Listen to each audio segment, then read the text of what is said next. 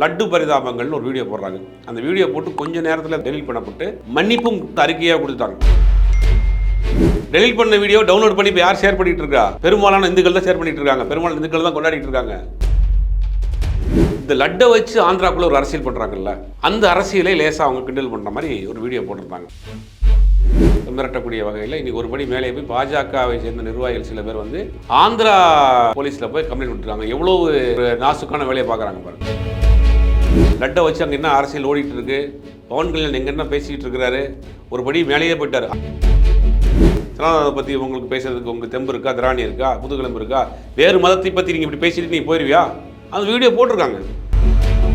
கிறிஸ்தவ மதத்தை பற்றி நிறைய வீடியோக்கள் போட்டிருக்காங்க. இஸ்லாமிய மதிய நடக்கக்கூடிய சின்ன சின்ன சின்ன சின்ன விஷயங்கள்லாம் வீடியோ போட்டிருக்காங்க. அது எல்லாரும் ஜாலியாக எடுத்துகிட்டு போயிட்டாங்க. அது ஒரு என்டர்டைன்மெண்ட் எடுத்துகிட்டு போயிட்டாங்க. கோபி சுதாகருடைய வீடியோ வந்து எல்லாருமே பார்க்குறாங்க. எந்த ஜாதி மதம்லாம் கிடையாது. வாகை நேயர்களுக்கு வணக்கம். இன்று நம்மோடு இணைந்திருக்கிறார் அரசியல் விமர்சகர் திரு சுபேர் அவர்கள். வணக்கம். வணக்கம். சமீபத்தில் நடந்த லட்டு விஷயம், திருப்பதி பிரசாதம் ஒரு கலப்படமாக பேசப்பட்டது. அதுக்கு பரிதாபங்களோட யூடியூப் சேனலில் இருக்கிற கோபி சுதாகர் அவர்கள் ஒரு வீடியோ வெளியிட்டிருந்தாங்க. சில பேர் கருத்தால் அதை டெலிட்டும் செஞ்சாங்க. என்ன சொல்லியிருக்காங்க அதில்? அது என்ன ஒரு ஏதாவது மன்னிக்க முடியாத குற்றம் அதில் இருக்கா? இல்லை, கோபி சுதாகரை பொறுத்த வரைக்கும் முதல்ல அவங்களை தெரிஞ்சுக்கணும். அவங்களுக்கு எந்த விதமான சாயலும் கிடையாது. எல்லா அரசியல் தலைவர்களை பற்றியும் அவங்க வந்து வீடியோ போட்டிருக்கிறாங்க. தமிழ்நாட்டினுடைய முதலமைச்சர் இருக்கக்கூடிய ஸ்டாலின் அவர்களை பற்றி போட்டிருக்கிறாங்க. முன்னாள் முதலமைச்சர் மாதிரி இந்த கலைஞரை பற்றி வீடியோ போட்டிருக்கிறாங்க. வைகோ அவர்களை பற்றி ஒரு வீடியோ போட்டிருக்காங்க. நாம் தமிழர் கட்சியினுடைய தலைவர் சீமானை பற்றி வீடியோ போட்டிருக்காங்க. ஒரு நிகழ்ச்சியில் நாம் தமிழர் கட்சி தலைவர் சீமான் அவர்கள் உட்கார வச்சுட்டு அவர் மாதிரியே பண்ணி கேட்டுறாங்க. அவர் விழுந்து விழுந்து சிரிக்கிறார். அதாவது அவர்கள் செய்யக்கூடிய காமெடி சட்டையர் அப்படிங்கிறது நம்ம பார்க்கக்கூடிய விஷயம். அதாவது அவங்க எங்கே பெரிய பீக்கில் போகிறாங்க அப்படின்னா, யதார்த்தமாக நம்ம சுற்றிக்கிட்டு இருக்கக்கூடிய நடக்கக்கூடிய விஷயங்களை, காமெடியான விஷயங்களை ஒரு காமெடியாக அப்படி கொண்டு போகக்கூடிய வேலைகள் தான் பண்ணுவாங்க. உதாரணத்துக்கு இங்கேருந்து தென் மாவட்டங்கள் போகக்கூடியவங்க வந்து விக்கிரவாண்டி தாண்டி பஸ் நிற்கும் நைட்டு. அந்த நேரத்தில் என்ன நடக்குங்கிறத பற்றி ஒரு வீடியோ போட்டிருப்பாங்க. அதெல்லாம் பயங்கர வைரல்.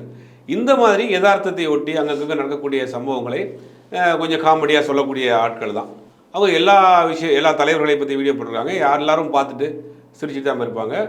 அப்படித்தான் வந்து லட்டு பரிதாபங்கள்னு ஒரு வீடியோ போடுறாங்க.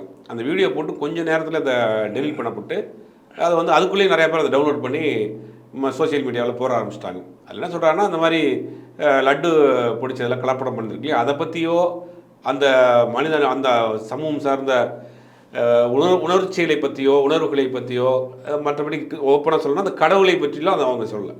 அதை சுற்றி நடக்கக்கூடிய அரசியல் இருக்கு இல்லையா, அதை தான் கிண்டல் பண்ணாங்க. இதுதான் அவங்களுக்கு வந்து ரொம்ப இதாகிடுச்சு. அதாவது அந்த பிரசாதத்தையோ, அந்த பிரசாதத்தை வாங்கி சாப்பிடக்கூடிய மக்களுடைய நம்பிக்கையோ, இல்லை அந்த கடவுளை நம்புகிற நம்பிக்கையோ, அதை பற்றிலாம் அவங்க பேசவே இல்லை. இந்த லட்டை வச்சு ஆந்திராக்குள்ளே ஒரு அரசியல் பண்ணுறாங்கல்ல, அந்த அரசியலை லேசாக அவங்க கிண்டல் பண்ணுற மாதிரி ஒரு வீடியோ போட்டிருந்தாங்க. அதாவது நான் பவன் கல்யாண் பண்ண வேலைகள், அந்த விஷயங்கள்லாம் வந்து ஒரு சின்னதாக ஒரு வீடியோ மாதிரி காமெடியாக போட்டிருந்தாங்க. அது உடனே எதிர்ப்பு தெரிவித்து உடனே அதை டெலீட் பண்ணிட்டாங்க. அதை தொடர்ந்து தான் பார்த்தீங்கன்னா எல்லாரும் வந்து கோபி சுதாகர் மீது வந்து எல்லோரும் கிடையாது, ஒரு குறிப்பிட்ட ஆட்கள், பாஜக சார்ந்தவர்கள், அந்த மூளை வலிமை அதிகம் உள்ள நபர்கள்லாம் என்ன பண்ணுறாங்கன்னா, கோபி சுதாகரை வந்து மிரட்டக்கூடிய வகையில் இன்றைக்கி ஒரு படி மேலே போய் பாஜகவை சேர்ந்த நிர்வாகிகள் சில பேர் வந்து ஆந்திரா போலீஸில் போய் கம்ப்ளைண்ட் கொடுத்துருக்காங்க. எவ்வளவு ஒரு நாசுக்கான வேலையை பார்க்குறாங்க பாருங்கள். தமிழ்நாடு போலீஸில் தமிழில் கம்ப்ளைண்ட் கொடுத்தா லீகலாக நடவடிக்கை எடுப்பாங்க. இது என்ன இருக்குது, அவங்க டெலிட் பண்ணிட்டாங்க, மன்னிப்பு கேட்டாங்க, அந்த வீடியோவில் பெருசாக ஒன்றும் இல்லை அப்படின்னு வழக்கு நிற்காது. இல்லை, இங்கே ஒரு கேள்வி. தமிழக மாநில பாஜகவில் இருக்க பயணிக்கக்கூடியவங்க ஆந்திராவில் போய் வழக்கு அது மாதிரி தொடுக்கலாம்ங்கிற ஒரு இதற்கு போய் தானே அவங்க போய் கொடுத்துருக்காங்க.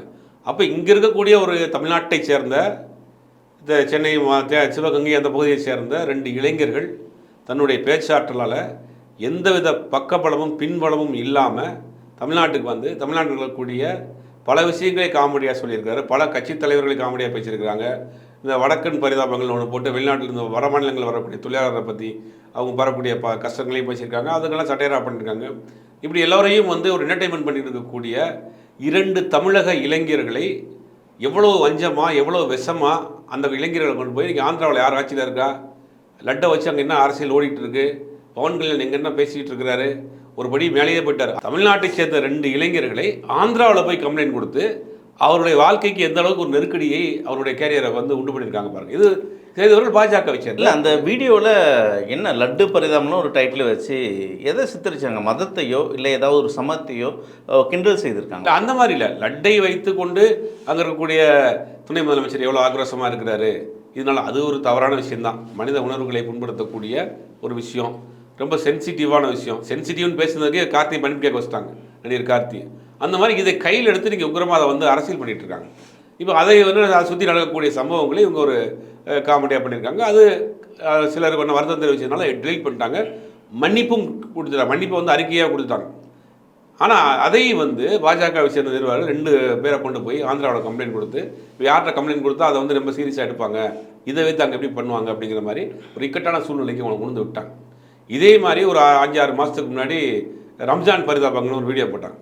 ரம்ஜான் மாதம்ங்கிறது இஸ்லாமியர்களுக்கு ரொம்ப புனிதமான மாதம். இந்த 30 நாள் வந்து காலையில் சூரியன் உதயமாக இருந்து சாயங்காலம் மறையிற வரைக்கும் பச்சை தண்ணி கூட பல்லப்படாமல் விரதம் இருக்கக்கூடிய ஒரு மாதம். அந்த மாதத்தை அவங்க புனித மனமாக நினைக்கிறாங்க. அந்த மாதத்தில் செய்யக்கூடிய சில விஷயங்களை காமெடியாக பண்ணாங்க. அதை எல்லாரும் கொண்டாடினாங்க, சிரித்தாங்க. யார் மதம் வந்து புண்படுத்திட்டாங்க, யாரும் காயப்படுத்திட்டாங்க, ஒரு மதத்தை இழிவுபடுத்த, அந்த ரம்ஜான் மாதத்தில் அவங்க என்ன பண்ணுவாங்க அப்படிங்கிறத சில சின்ன சின்ன சட்டையை யாரையும் நேரடியாக தாக்க மாட்டாங்க, நேரடியாக காயப்படுத்துகிற மாதிரியான வீடியோவில் ஒரு ஜாலியாக என்டர்டைன்மெண்ட்டாக ஒரு உண்மையை சொல்ல போனால் இஸ்லாமியர்கள் சின்ன வயசில் அந்த குழந்தைகள் அந்த இடத்துல ரம்ஜான் மாதத்தில் என்ன பண்ணுங்கிற விஷயங்கள்லாம் சின்ன சின்ன விஷயத்தில் எடுத்து வந்து காமெடியாக பண்ணியிருந்தாங்க. அது எப்படி நீங்கள் இப்போ குறிப்பிடுறீங்க பரிதாபங்களில் ரம்ஜானை பற்றியும் கிண்டல் பண்ணி பேசியிருக்காங்கன்னு. ஆனால் பாஜகவில் பயணிக்கிற மதுவந்தி அவர்கள் அவங்களோட வலைதளத்தில் ஒரு கருத்தை தெரிவிச்சிருக்காங்க. முதுகெலும்பு இல்லாதவங்க நீங்கள்லாம், how dare to speak about சனாதனா அப்படின்ட்டு ஒரு குரல் எழுப்பியிருக்காங்க. உங்களுக்கு துணிவு இருந்தால், துணிச்சல் இருந்தால் மற்ற மதத்தை கிண்டல் பண்ண முடியும்னு கேட்டிருக்காங்க. அதான் 6 மாதத்துக்கு முன்னாடி வீடியோ போட்டிருக்கிறாரு.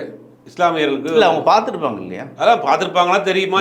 பார்க்குறவங்க ரம்ஜான் அந்த அதெல்லாம் வந்து ஜாலியாக எல்லாரும் என்ஜாய் பண்ணாங்க. இன்றைக்கி என்ன சோசியல் மீடியா ட்ரெண்டிங் ஆகி போச்சுன்னா பலரும் அந்த வீடியோ ஷேர் பண்ணிட்டு இருக்காங்க. குறிப்பாக இஸ்லாமியர்கள் ஷேர் பண்ணுறாங்க. ஏப்பா எங்களையெல்லாம் நல்லா கிண்டல் தான் பண்ணுறாங்க, நாங்கள் சிரிச்சிட்டு போனோம், இவன் ஏதோ பேசினானுங்க, அதை எடுத்துட்டானுங்க, எடுத்த பிறகு நீங்கள் அவனை போட்டு பசங்களை போட்டு டார்ச்சர் பண்ணுறீங்க.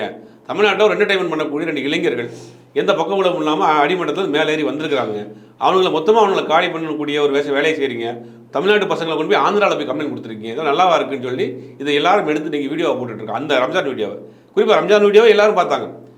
ஸ்டாலின் அவர்களை பற்றி போட்ட வீடியோவை திமுக ரசிப்பாங்க, எல்லாம் ரசிப்பாங்க.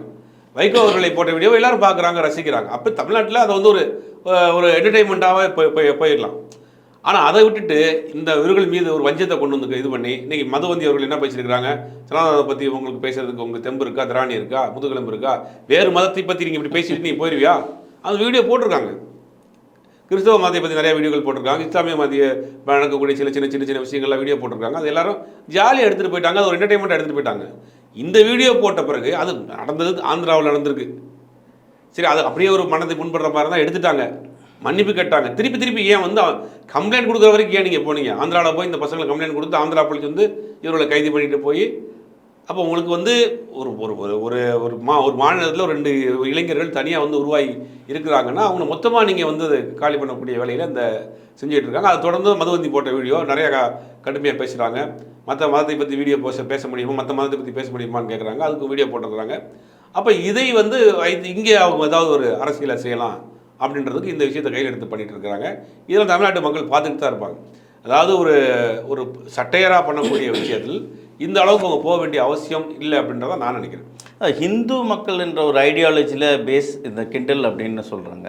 குறிப்பாக பாஜக கூட பயணிக்கிறவங்க தான் இந்த வழக்கெல்லாம் தொடுக்கிறாங்க, அதை பற்றி விமர்சனம் வைக்கிறாங்க.